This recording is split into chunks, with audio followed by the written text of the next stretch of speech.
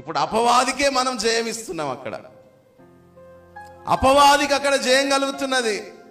నువ్వు సనుక్కున్నావంటే అపవాదికి జయం కలుగుతున్నది. అక్కడ సనుక్కోవడం కాదు, వాళ్ళు చేస్తున్నది అంటే దేవునికి మహిమ తెస్తున్నారు. గట్టిగా చప్పట్లు కొడతారా? మా నాన్నగారిని కూడా అప్పులలో వచ్చి తిట్టిపోతే ఆ రూమ్లో ఉండి ఒక రోజు అనుకున్నట, హీటర్ ఉండే, అప్పుడు హీటర్లో చేయబెట్టి చచ్చిపోతా, నా పిల్లల ముందు ఇంత అవమానంగా మాట్లాడి, చెడ్డ మాటలు మాట్లాడి,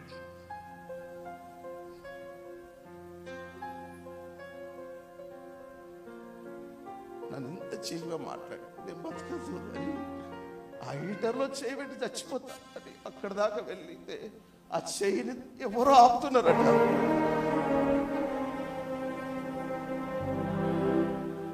నీతో నాకు పనిన్నది బిడ్డ, నీకు నన్ను మహిమపరిచే రోజులే అన్నాడేమో దేవుడు. హీటర్లోకి వెళ్తుంటే